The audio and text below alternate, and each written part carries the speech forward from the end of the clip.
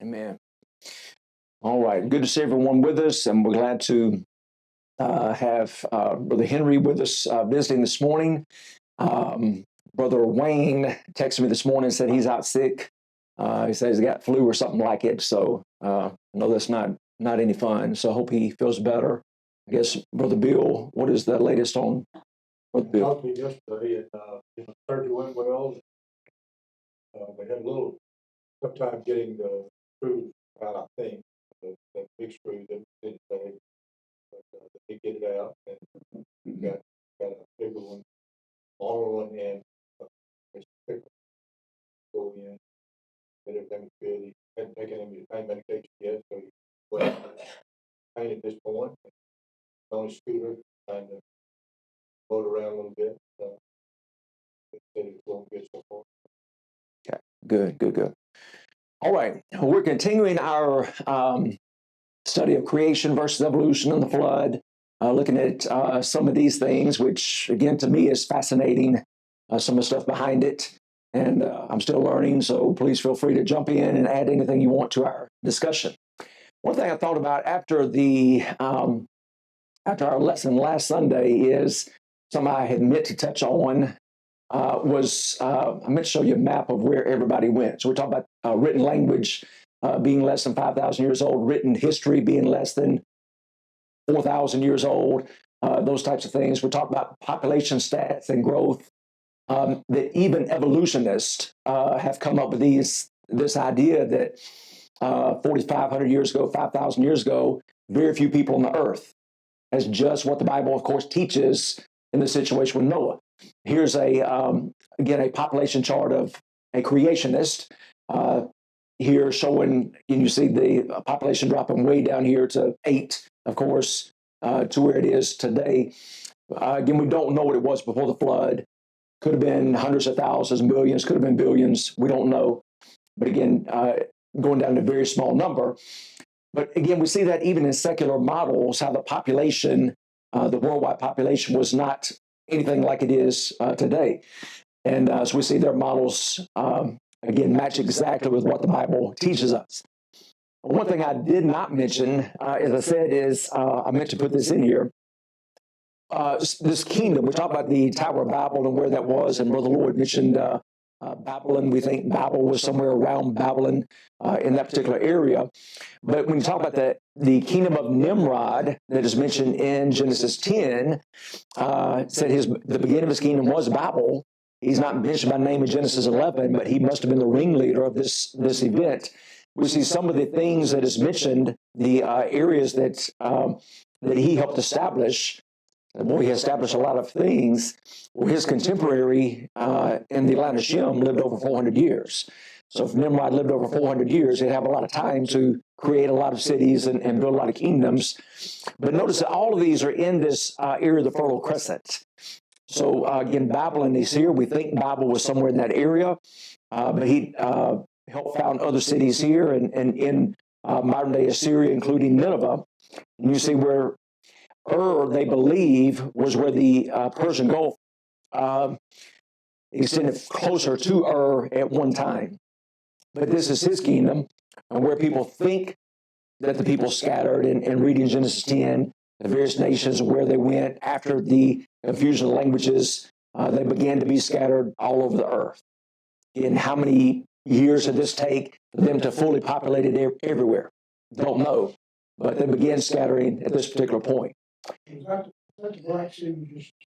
This was, yes, so this is the Black Sea. Here's the Caspian Sea. Mediterranean is right here. Mediterranean Sea right there. Here's some of the names that are mentioned in Genesis 10 and also chapter 11. You should see, generally speaking, where the Shemites settled, the descendants of Japheth, the descendants of Ham, and again, eventually going around the world. This is not a very good map, very clear map, but this is the area called the Fertile Crescent, which a lot of times you read in history books. And particularly, we talk about the Tigris and Euphrates, and I think Brother Bo was talking about where the ark was, and we got to talk about where Eden was. We don't know exactly where the ark landed. It said the mountains of Ararat. We don't know exactly where the Garden of Eden was. We do know in Genesis 2, two of the rivers mentioned there, the Tigris and Euphrates. I heard a speaker say one time that, well, the Tigris and Euphrates may be named after those original rivers. Could be, but Genesis 2 seemed to indicate it's those rivers that were still flowing at that particular time. But again, here's the area there, the Fertile Crescent down into Egypt along the river system. Here's where that area is as far as modern day countries. Just help you visualize that: Iraq, Iran, Syria, Turkey, Jordan, Israel, into Egypt, etc. Again, here's the Tigris and Euphrates, where they wound up settling after the flood. As I can't remember if I said this y'all the other day, but it mentioned that they came from the east.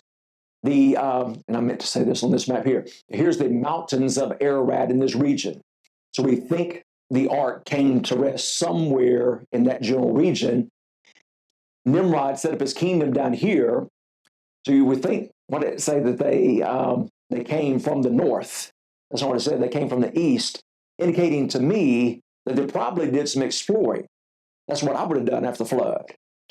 Try to see what all happened. And so apparently they did some exploring and eventually came back in this direction. Maybe they recognized the Tigris and Euphrates. I don't know. We know that of course, the planet would look much, much different than it did before, have layers of mud and so forth. Could they have recognized it? I don't know. But they wound up settling in that particular region. All right, and again, Tigris and Euphrates, as I say, is mentioned with the Garden of Eden in Genesis 2. And I found this online. I just did some, again, a lot of this speculation, but here's one person's speculation of the rivers. It talked about a river that parted into four. So a river through the garden that parted into four, two of those being the Tigris and Euphrates. So the idea is that Eden may have been somewhere over here, and that these rivers parted into the ones that are mentioned there in that context. I've thought about this too, that could the Tigris and Euphrates have flown in a different direction at one point? Could Eden have been somewhere out there under the Persian Gulf or Indian Ocean and have flown this? Again, I don't know. Nobody knows exactly where the Garden of Eden was, and I don't think they can find that because it's probably under hundreds of layers of mud and so forth. Yes, sir, brother. What's the rough distance of where they settled to where the ark, the mountains of Ararat? That's a great question, brother, and I think you could find that. I didn't think to look that up.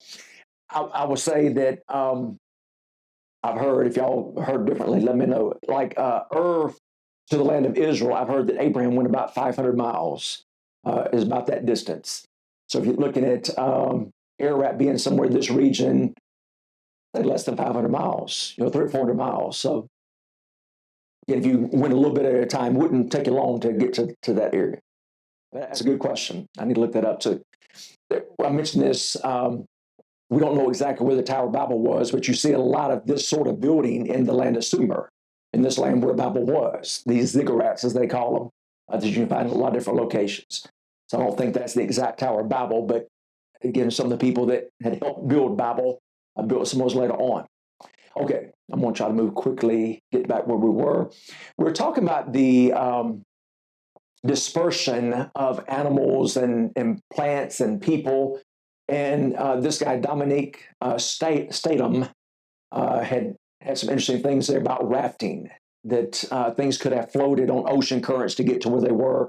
And mentioned the example, I'd not heard of the rubber ducks that were dropped here in the North Pacific that wound up going everywhere. And so that is a possibility for how some of the animals and plants and so forth got there. But the Bible college, so we're looking at this. People talk about land bridges, and I think that's a possibility too. That's how people and animals and so forth got various places. And again, I stole this, so let me read what he says here. Another way animals could have spread around the world is through migration across land bridges that are now below sea level. We believe that soon after the Genesis flood, and again, here's a Bible believer that's saying this. This is his theory, could be right or wrong, but makes some sense to me. We believe that soon after the Genesis flood, there was an ice age, not many ice ages, but just one. Due to hot underground water being added at the beginning of the flood, the fountains of the great deep being broken up, A lot of water would have been very hot, very warm water that came up through that, warming the oceans. This warming of the oceans would have caused much water to evaporate into the atmosphere, almost a boiling effect of water going up into the clouds. At the same time, volcanoes erupting during and after the flood would have thrown lots of dust into the air, and this would have blocked some of the sun's heat, keeping the continents cool. To understand this theory, he's saying the oceans would have been very warm, while on the land masses, you might have had cooler temperatures on the land masses, causing a lot of precipitation and this sort of thing. So the large amounts of water vapor in the atmosphere would then have fallen as snow, building up significant amounts of ice on the land. Sea levels would then have fallen as the ocean's water evaporated and was trapped as ice sheets on the continents. And land bridges would have appeared as the sea level dropped. I've got a couple of maps I'm going to show you of again, just theories related to where the land might have been. There was likely a land bridge across what is now the Bering Strait, and a number of land bridges linking parts of Indonesia and perhaps even Australasia. We don't see these land bridges today because much of the ice is now melted and sea levels have risen again to the current level. So it's not difficult to imagine how animals could have migrated from Ararat to many places throughout the world. Also, some plants and animals, especially those useful for farming, may have been transported by man, particularly during the dispersal from Babel. And that makes sense too. So people may have taken plants with them as they went to various places. Says, I think too, Statham says, there was probably some rafting of animals to Australia and South America, as we talked about before. So here's, again, kind of his thinking, his theory about animals and plants. So you got the rafting area, the rafting idea going on post-flood, these logs of, rafts of logs being transported by ocean currents in various places, but also possible land bridges to get to some of the areas where we see plants and animals today in some of these regions. So here's a summary by this guy. It says the main evidence for evolution from biogeography is speciation, a fact of biology that is better explained by the creation model. And I agree. You listen to what they say about, well, how did you get specific species various places? And so, of course, their theory is evolution. This makes a lot more sense. The rafting, people traveling, people and plants by land, etc. The distribution of plants does not support the belief that continents were joined for millions of years. And we showed you that on the one of the previous slides. If North and South America were connected to Europe and Africa, and they may have well been. That may have been the case. If it were as they say, you expect the plants to be very, very similar if they broke apart gradually and spread out. The flood model, all that would have been underwater, and you were starting over basically after the flood, which makes a lot more sense. The rafting thing makes a lot more sense. Fertile hybrids between animals on different continents indicate that they have not been separated by millions of years. I didn't talk about that part of his presentation, but that was interesting too. Plants and animals are concentrated in small regions of high biodiversity along coastlines and islands. While these correspond to some degree with areas of high rainfall, the geography, the latitude, that sort of thing, this is not explaining why there are many patterns of disjunction and a lot of differences in those, where the same plants and animals are found in the same widely separated areas of endemism. Again, endemism being specific plants and animals to a particular region of the world. Such biogeographic observations, however, appear to be well explained by transport across oceans. Log rafts left over from the Genesis flood could have provided the means of rafting. Migration across land bridges may explain other biogeographic distributions. Following the confusion of languages at Babel, when humanity spread out around the world, people probably took with them plants and animals for farming and other purposes. As with other branches of science, the data appears to fit the biblical account of Earth history very well. And again, when you study these subjects, you study the flood specifically. That's kind of the part we're looking at right now. The Bible account agrees so much better with what evolutionists say. Whether you're talking about the layers of rock that we'll get into in the coming lessons, or whatever you look at, it matches so much better than the evolutionary model. I think the world looks a real pretty place from Noah down. Yes. Yes. Really. Even the plants, I imagine, even the root system. You know, Seed could have been dispersed everywhere. right. That's exactly right. You think about the devastation. You think about that in a flood, local flood. How devastation that can cause. So absolutely, you're talking about a catastrophe of global proportions and the damage that would have done. So absolutely, I imagine you've seen a Within 25 years or so, though, it would be trees and yes. take over. We've seen that. I've seen it on fence lines. Fence line. You come back 10 years later, and there's already trees and stuff growing up in it. So Nova, sure, Chernobyl. anyway, people that see the woods have taken over. There's animals there, trees growing everywhere. Take that over. Yes.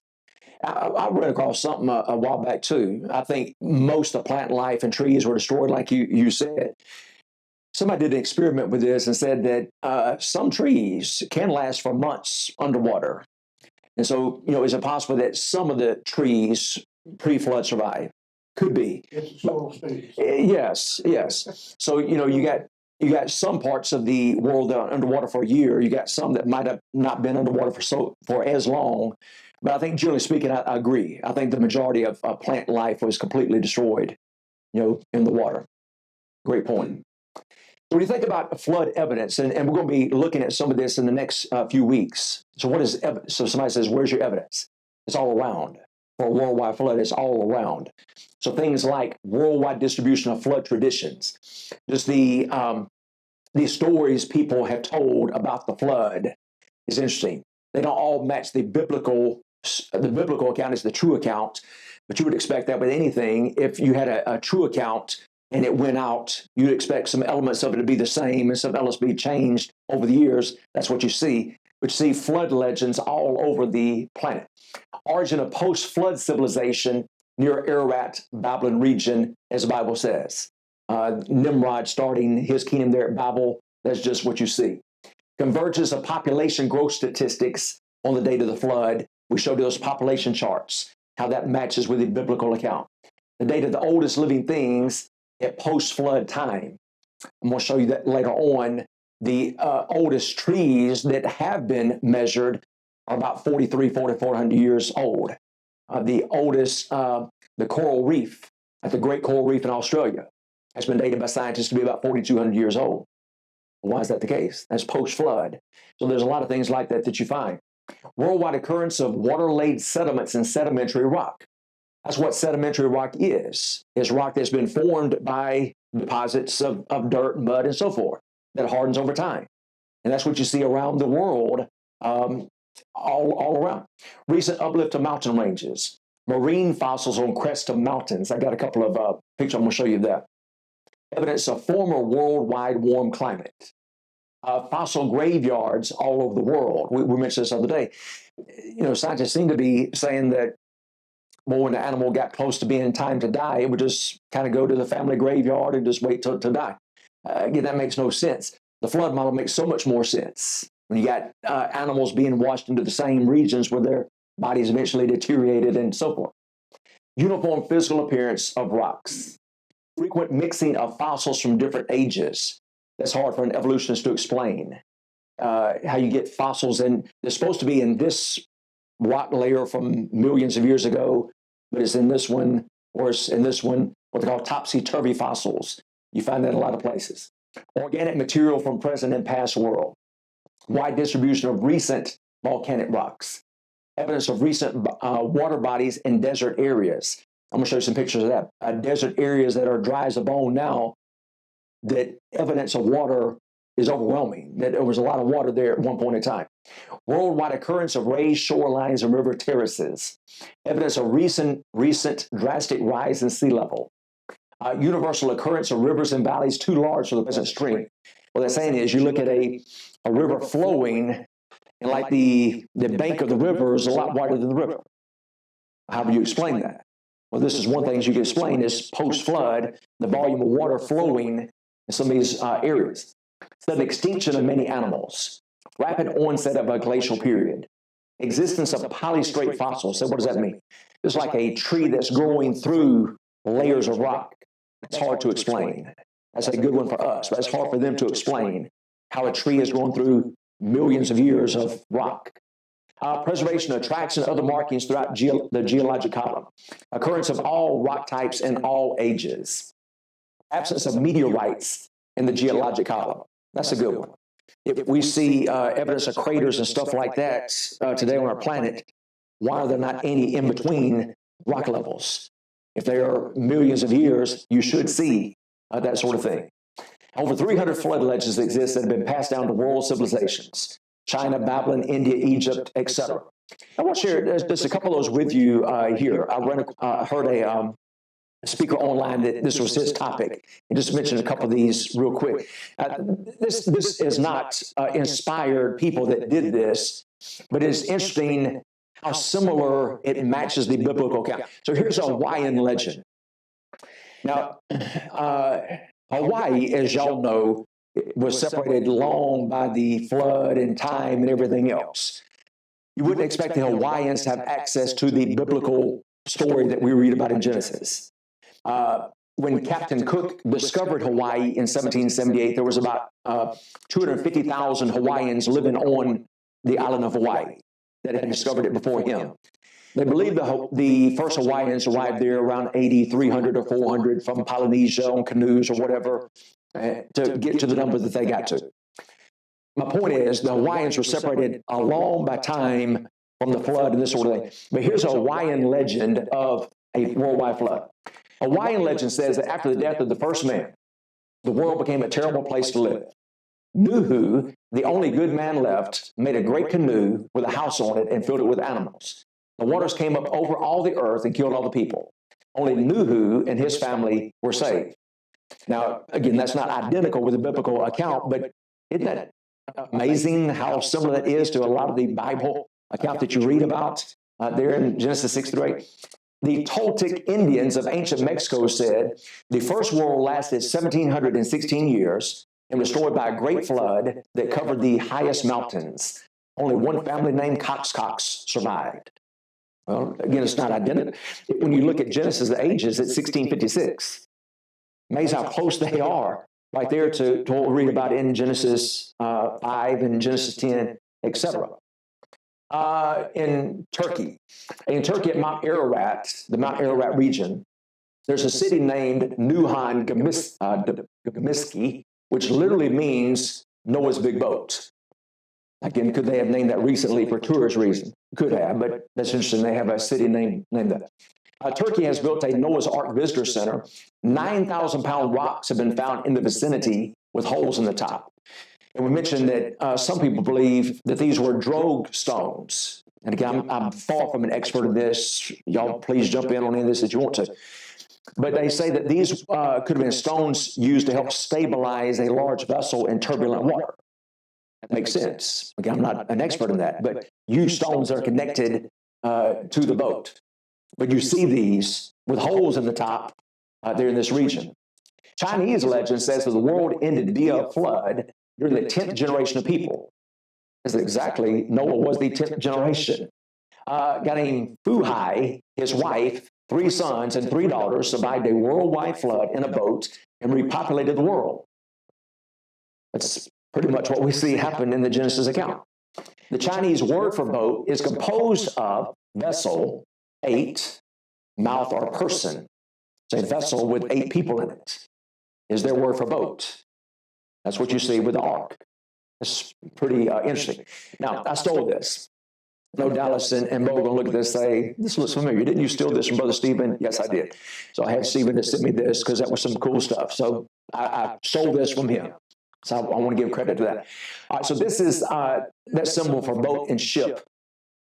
Again, I hadn't seen this before, and I thought this was very neat. But if you take that's the symbol in Chinese, and I don't speak Chinese very, very well or write Chinese very well, but people that know it, if you take that apart, say, well, what is the word for boat or ship? What do these mean?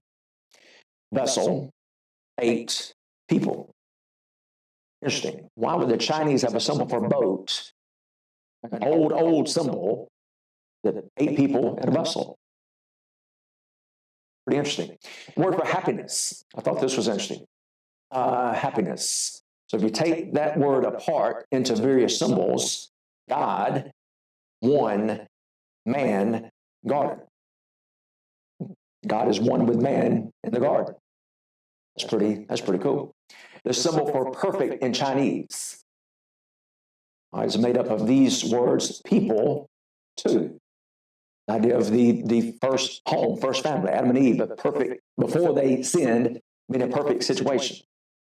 Forbidden. If you take that word apart, two trees, command, not to eat of the tree, the tree of the knowledge of good and evil, that they're forbidden from eating it, and later on, forbidden to eat of the tree of life. They were kicked out of the garden, so they wouldn't eat the tree of life. So forbidden to eat, forbidden, a command about two trees. A Chinese word for desire. If you pull that apart, two trees, woman. Eve's desire to eat of that tree. The word for devil. You pull that word apart, life, garden, man, secret. I've got a secret to tell you. Again, interesting. I found a couple of others that got me curious. I found a couple of others online. The word to create. All right, so that's the Chinese symbol to create something. If you pull that apart, speak, dust, life, walk. Well, speak, dust, mud, life, walk. The idea of him breathing the breath of life into Adam and him becoming a living being. That's in their language. You see the story of creation in some of these words in the Chinese language.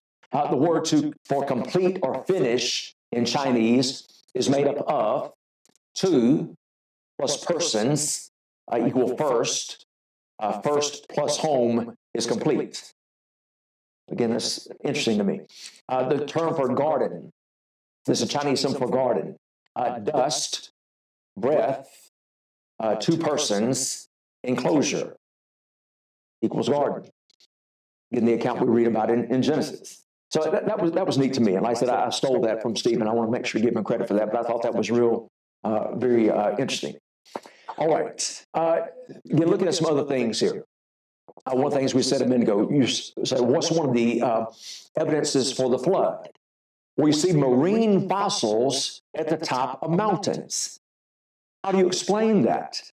I had people when I was in school, say, well, do you believe in the flood? Yeah. Or do you really think Mount Everest was underwater? I know that it was. We see the fossil evidence of that. Petrified clams are found near the top of Mount Everest. How do these clams get to the top of Mount Everest? I'm not an expert in clams, so the last I checked, they don't climb very well. So they don't climb mountains very well. And a couple things, and again, I don't know a lot about this, what I've read. Y'all feel free to jump in. These clams are in the closed position. As soon as clams die, I'm told they open. So they die and the clam's mouth opens or whatever. So why are all these in the closed position? They had to have been buried rapidly by mud. Foot-thick layers have been found petrified in the closed positions in some places around the world. Whereas this is not just the top of Mount Everest, but in a number of places they have found clams in the closed position buried by layers of mud. Flood evidence that we find. Why have giant oysters, I'm going to show you a picture of this in just a moment. Why have giant oysters been found 2 miles high at the top of mountains in Peru? The Andes. 2 miles up in the mountains, they found giant oysters or clams at the top of the mountains. Again, clams don't climb, so they say, where's your evidence that those mountains were underwater? There it is. These were underwater. Now, whether the mountains rose after the flood or during the flood or whatever, or that was whatever, but they were underwater is my point. I'm going to show some pictures of that in just a minute. I hope to get to it. Diatomaceous earth mudslides and sorting. What is that talking about? Again, I can read and study, and I'm not an expert in this, but some stuff I found related to this. Hot water entering cold water would kill marine creatures for miles around. Talk about with the great deep opening of water shot out at the time of the flood. You got the rain falling, but you got water gushing out. That water underground in many places, I would assume, would be very hot. You think about the temperature below the ground is pretty hot. So the point here they're saying is that hot water enters in that cold water, you'd have a lot of sea creatures that would die immediately. That would be the case worldwide, but in those regions, you'd have sea creatures that die. Fossils have been found in diatomaceous earth. This is formed by the accumulation of diatoms. These are very, very, very small creatures. Scientists tell us that it takes 1,000 years to form 1 inch of this type of earth. That's what they say. An 80-foot whale fossil has been found in this type of earth, if I understand it right, standing on its tail. Now, again, I'm not a real bright person, but I can't see that whale stand on its tail dead and waiting for 1,000 years for the diatoms to form around it. So something would have to have happened very, very rapidly. So rapid accumulation indicates a catastrophic event. Moving water sorts things from heaviest to lightest. So that's something else. Well, you see certain types of rock and then it kind of layers out. That's true a lot of times, not all the time, but sometimes that's the case. But that's what you expect to happen. Heavier particles are going to settle faster than the lighter particles. And you kind of have a sorting that takes place naturally. Multiple layering would have occurred during a flood. Mudslides can occur underwater. Fossils have been discovered in many places in the swimming position. How do you explain that? I mean, all of a sudden they're swimming and then mud falls on them during the time of the flood. It's what our explanation that would be. So I'll mention this here. I'm going to show you a wider view of this in just a moment. This is from 2001.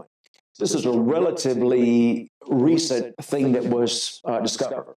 So here's a guy laying on top of a big oyster. Here's what the caption of this paper says. Paleontologist Arturo something rests on a giant fossilized oyster Tuesday in this area of Peru, where more than 500, notice this now, more than 500 fossilized giant oysters were found 2 miles above sea level. 500 of them.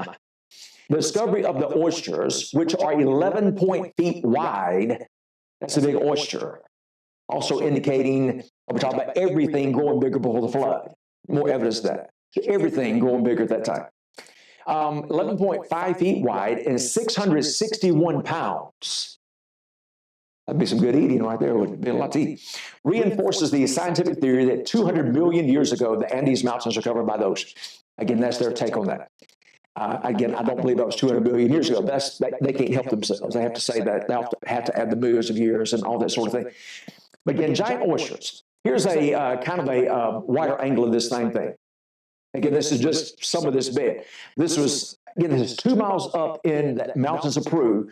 Notice that all of these appear to be in the closed position. They're not in an open position. Again, showing that they must have been covered up and apparently through erosion or whatever that has been found. That's what you see there. Somebody says, well, where's your evidence that these mountains were covered by water? Here it is. Here it is. That's the only explanation. You're saying ancient people, they drag these 600-pound oysters up there for some reason? I don't think so. I don't think so. Now, I can't confirm this now. This may be the same thing in Peru. They capture this out of Mount Everest. So I don't want to spread false things. So whether this particular picture is true or not, I don't know. And again, I can't confirm this was the case. This is a picture that said whale bones found on Mount Everest. Again, I can't confirm that. But they have found fossilized marine creatures near the top of Mount Everest. So whether this is an accurate picture or not, they have found marine life that has been found there. In the book of Psalms, some people point to this and say, well, how could that happen? Well, if Mount Everest and if the Andes were there before the flood, then somebody says, do you believe the flood water got that high? Yes, I do. There are some that believe that it was not that high at one time, and that if you had continental sprint, if that occurred, then when these plates hit on the other side, it would cause a wrinkling and kind of a rising of these mountains. Here's what Psalm 104 says. He, God, set the earth on its foundations so that it should never be moved. You, God, covered it with the deep as with a garment. The waters stood above the mountains. Now, somebody says, well, that could be talking about the very beginning of creation when you only had water. Well, the land could be. I think that's talking about the flood, in my opinion, right here. At your rebuke, they fled. At the sound of your thunder, they took to flight. The waters beginning to recede or part. Again, that could be talking about early in creation. Here's verse 8. The mountains rose, the valley sank down to the place that you appointed for them. So there's a lot of, there are some creationists that believe in, again, not continental drift, but continental shift or sprint that happened very, very quickly. So could it be at the time of the flood, as these continents parted, that you had land masses rising and valleys being formed, like the Marianas Trench in the Pacific, that's 7 miles deep? Was there a Marianas Trench before the flood? Maybe not. People will argue and say, sometimes they'll kind of laugh at us for believing in the flood. As I told you before, in the next breath they'll say, well, Mars was underwater. Jamie was saying, saw something on a feed that saying, well, they found more evidence of water on Mars. But they'll say that Mars was underwater, and we say the Earth was underwater, and they'll laugh at that. Which, again, I don't understand the reasoning behind that. But if, as we said before, if the Earth were completely smooth, if you raised all the valleys, you lowered all the mountains, we'd be 1.5 miles underwater all over our planet today. There's that amount of water on the planet today. Man says, where'd the flood water go? It's still here. You would have had the land, if this is the case, you could have the land rising out of the water to cause the dry land to appear. You could have the trenches, the ocean trenches forming to allow some of the water to run off of those trenches. But anyway, this is a verse that some will say, well, the mountains rose, the valley sank down. Maybe that's talking about at the time of the flood. Charlie. Galatians 3:11 says, but that no man is justified by law in the sight of God. It is evident, for the just shall live by faith. All right, good passage, Charlie. It's kind of like this right here. You know, somebody says, well, we believe in the flood by faith. Yes, we do. Yes, we do. But Hebrews 11, verse 1 says that faith is the substance of things hoped for, the evidence of things not seen. So maybe we didn't witness the flood, but we see the evidence all around it. Even if I didn't see the evidence, God said it. So that settles it, whether I believe it or not. That is the case. But I think we see the evidence all over the planet. And so that's true, Charlie. We believe these things by faith. The Ice Age, you heard Dominique Statham mention that a moment ago. Somebody says, well, does the Ice Age, well, how do we answer the Ice Age? I believe it fits in perfectly with what we read about in the Bible. I think that's what you would have had at the time of the flood. In some parts of the world, you would have had a big Ice Age. In our country, ice made its way as far south as Kansas City, Missouri, they say. Again, I don't doubt that. When ice recedes, it leaves a pile of rocks, lateral and terminal moraine, it is called. Here's a quote I found online. During the end of the last ice age, again, that's their take is there's a bunch of ice ages. But during the end of the last ice age, it is known that as the ice melted, the oceans rose 166 feet every 100 years. All right, I won't dispute that. One scientist said the sea levels were 384 feet lower at one time. Literature seems to agree that sea levels were around 400 feet lower than now at one point in time. Some say as much as 500 feet lower. All right, so what is my point in what I'm about to show? Well, I believe this is flood evidence. So now, again, secular scientists won't see it that way. I think it's flood evidence. Again, if you had a worldwide flood, which we believe there was, if you had an ice age, and again, a lot of that water is going to freeze at those colder temperatures. Again, that's going to lower. That's going to have the effect of lowering the ocean water, at least temporarily. Yeah, that's going to be one of the results you want to see as a result of that. So I do believe that. Now, again, how long did it take the ice to melt and all that? I don't know. But my point is some things that we see indicating things that are underwater. It was either things underwater before the flood, or it's things that are underwater right after the flood. Let me share some things with you that I found that was neat. This is supposed to be, again, if the captions are correct on what I found. One thing that I recall said that 2,200 feet underwater off of Cuba, you see some things like that. Now, I don't know if that is, if that picture, sometimes the caption on pictures aren't the same. This looks all very similar to something off the coast of Japan, too. So I won't tell you this picture is exactly accurate. But they say they have found pyramid-like structures 2,200 feet underwater off the island of Cuba. I didn't think we could dive 2,200 feet. You may be right about that, brother. Yeah, you may be right. That's why it looks very similar to something I saw off the coast of Japan. So the caption may be wrong in this particular part. Yeah, yeah, I mean, much more than that. It's too much. I mean, yeah, you can, yeah. you can deep sea dive and you can go, if I'm not mistaken, it's probably about like 500 feet, but even then. Right. Kind of hairy. So, but. Good point. The caption on that picture, no, you're right. You're right. Well, you made a good point. The way you set it up. So I'm not complaining. I'm just saying that I see your point too. Yes. Thank you, brother. Charlie.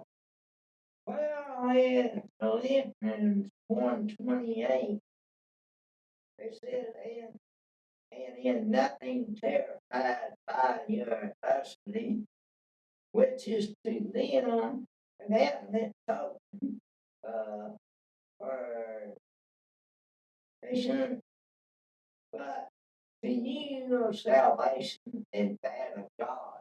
All right, that's a good passage. I think you're saying Colossians. I think Philippians. Okay. 28. I was going to say Colossians 1 and verse 6 and Colossians 1:23, Paul talks about preaching the gospel all over the world, which is an interesting concept to me. I think they achieved that. I think they preached it all over the world. Again, this is an artist's rendition, I think, of a pyramid off of Cuba. I don't know that this is, my point is, there's a structure off of Cuba that's supposed to be a pyramid type shape off. But again, I don't know if that's accurate or not. This is supposedly a lost city off the coast of western Cuba that, again, sonar radar has found as they've flown over that looks like the remains like an ancient city. This was interesting. In the Western Caribbean, this is under 45 to 70 feet of water. In some of these areas where you see islands now, somebody says, well, is this a natural thing? Could be, but it sure has the look of roads and city blocks and stuff like that there in the water. I saw a documentary on this one time, and when they concluded this, they still weren't sure. But what's called the Bimini Road in the Bahamas. There's a lot of debate about this. Is this a man-made structure, or did it happen naturally? Could that have happened naturally? Maybe, but it sure looks like people put it there on purpose, again, indicating that perhaps this is now a few feet underwater. Maybe it wasn't at one point in time. This is supposed to be in the Bermuda Triangle. They say that Sphinx and pyramids have been found under the water in that region. This is off the coast of Jamaica, they say, under a few feet of water in a beautiful structure. But again, indicating that at one time this was above water. This is off the coast of Argentina. Again, that something that could have been on land and fall in the water. I will grant you that. One other thing, not trying to be the course, but 2,200 feet probably have absolutely no light whatsoever. Yeah. So you probably anyway. Sorry. No, sorry. Good point. Good point, Brother Scott. Something down there with some of the modern equipment. Well, true. Some of the cameras, that's true. Right. Yeah, that is true. That's a good point.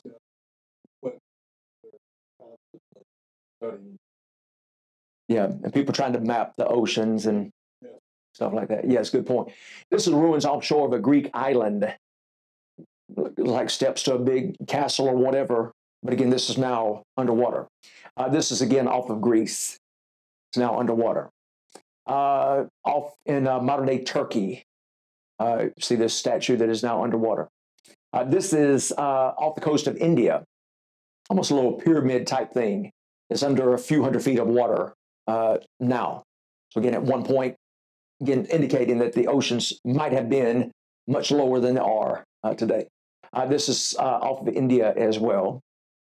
This off of Indonesia, Bali in Indonesia. I think the one at Cuba looks a whole lot like this to me. So again, it might have been mislabeled on the online.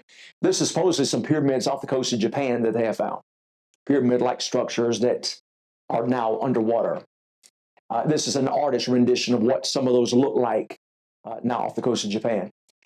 You can't see this very well. Here's an underwater wall near Taiwan. Again, I don't think these people were great scuba divers and built that under the water. At one time, it was not under the water, and now is. Was there more land at one time? Well, I think before the flood, yes. And I think even post-flood, that would have been the case. If a lot of the water that we now see was in underground chambers before the flood, I think there was more land at that time. And again, post-flood, if you had a lot of that water locked in ice sheets and so forth, it would take a while for all that to melt and warm up and this sort of thing. So what you're looking at here, now here you see the Mid-Atlantic Trench running through Iceland that we talked about before here, and you see some of those areas here. But if you look along the coastlines, you can see that these areas are a lot more shallow, what they call continental shelf. And you see that along a lot of the continents. So like if you follow that, like if that's the case, then the Gulf of Mexico at one time was more of a lake. So Florida would have been connected to Cuba and the Yucatan Peninsula and all that.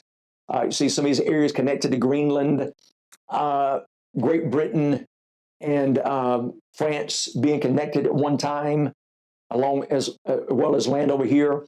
Again, going to Alaska and Russia, might have had a pretty good landmass connecting them at one time. So there is some evidence of that. Again, if these areas were out of the water at one point in time. Same thing here with this area off of Vietnam, Thailand, these areas connected here to Australia, New Zealand, so forth. So again, there may have been a lot more land at one point in time. All right, and we'll pick up with that again next time. Appreciate your good attention. If Obama had just lowered the ocean like you said he was going to do, we'd have been able to see all of this. That is right. I'm disappointed. Yes, sir. All right. Thank you for your good attention.